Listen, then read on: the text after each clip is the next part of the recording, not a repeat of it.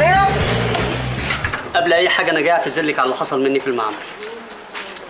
ماشي، اتفضل.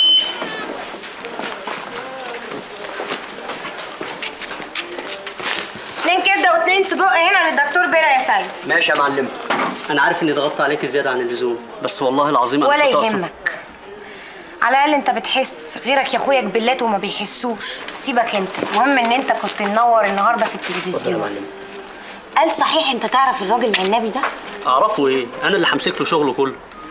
بس بيني وبينك الرجل العنابي ده طول الله في برسيم وما يعرفش اي حاجه في اي حته. هو فعلا من زمان كان محتاج واحد زي يمسك له شغله ويلمعه كده. ربنا بس يعدي موضوع سبايدر مان ده على خير. قدها وقدود يا دكتور، شده وهتزول ان شاء الله، ربنا هينصرنا عليه طبعا.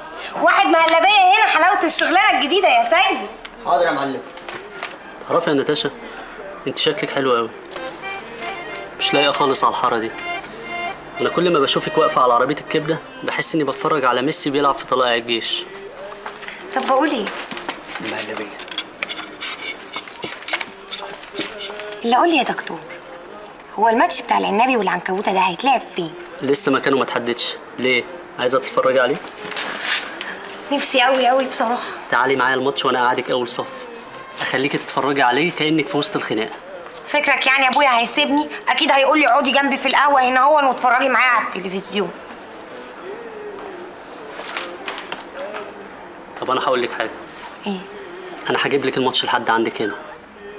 ازاي يعني؟ هخليهم يعملوا هنا الماتش في الحاره عشان خاطرك. صحيح والنبي يا بيرة ولا بتفشر عليا؟ صحيح، بس بشرط لو ربنا نصرنا على سبايدر مان توعديني تخرجي معايا، ومش في المعمل، في اي حته انت تختاريها. ربنا ينصرنا الاول وساعتها نبقى نشوف. ماشي. شفت انا جبت لك ايه معايا؟ ايه؟ خد يد يا سيد. خد الحاجه دي بسوق.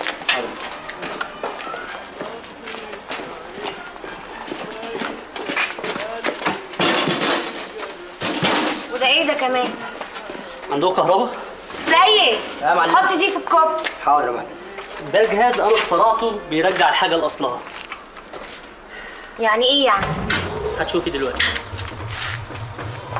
بصي يا نتاشا، دلوقتي احنا هنحط الطبخه من هنا وهنشغل الجهاز، هيطلع لنا من هنا اصل الطبخه.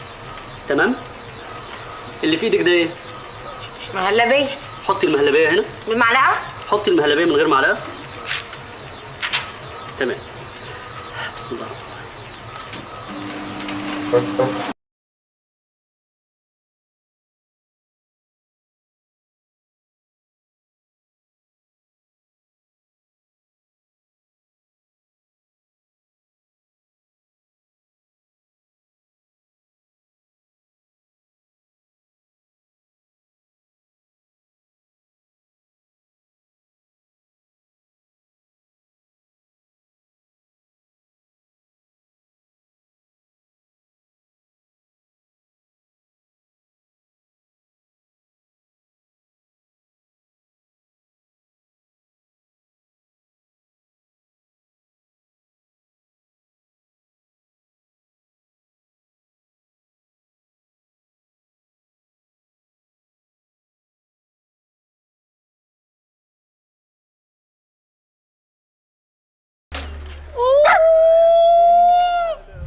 بتعرف يعني تتكلم انجليزي ولا لا؟ الا انجليزي يا فندم، شور طبعا. لا يا حبيبي، شور دي عملناها قبلك. بتعرف ولا ما بتعرفش؟ بعرف يا فندم. يبقى الصبح الساعة 10 في مطار القاهرة.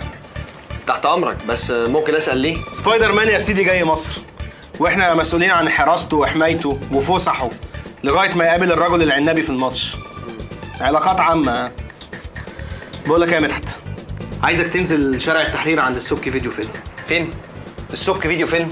خير يا فندم، هنعوز ايه من السبك؟ انا عايزك يا مدحت تجيب لي سلسلة افلام سبايدر مان، كل الاجزاء. عايز كل تفاصيله، كل التفاصيل يا مدحت. عايز اعرف عنه كل حاجة، بياكل ايه، بيشرب ايه، بيحط برفان نوع ايه، كل التفاصيل يا مدحت. اخ منك انت يا تيسير بيه، تموت في التفاصيل.